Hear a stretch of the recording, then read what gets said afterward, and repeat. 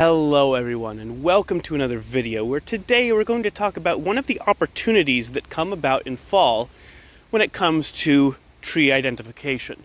When it comes to identifying large trees like this one here, it can be, well, I'll be honest, it can be incredibly difficult. Oftentimes the only thing you'll get a real up-close look at is the bark. And unless you're really good at tree identification and have a lot of experience, a lot of the bark is just going to look the same. Features like leaves tend to be far more distinct, but while they're still attached to a large tree like this, it's almost impossible to get a close look at one of them. And that's where the fall comes in. All the leaves, and some other identifying features, will fall to the earth, and you can take a close look at them and really identify the species of tree.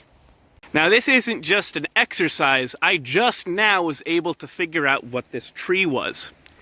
I had it narrowed down to either a basswood, which is a linden tree, or a cottonwood, which is in the aspen poplar family.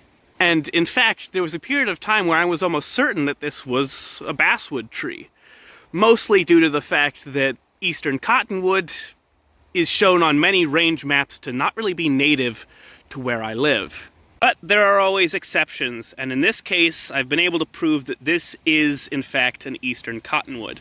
Although, not primarily by the leaves, as I may be leading on. Because during the fall, oftentimes the tree also sheds a couple budding twigs like this one.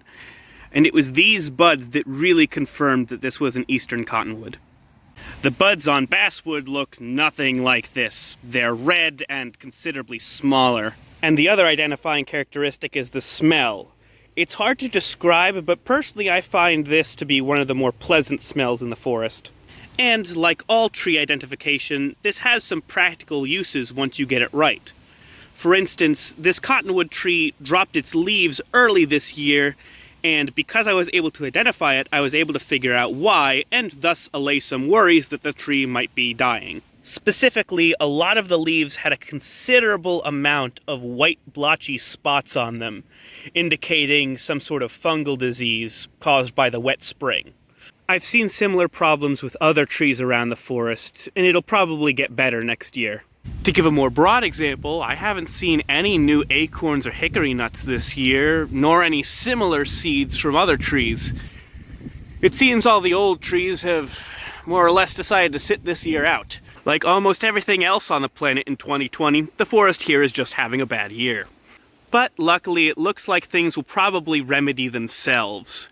If you look closely, the large buds of this tree make it pretty easy to see that it's preparing to recuperate next year. Anyway, that's all I really had for today. Hope you guys learned something and enjoyed. See ya.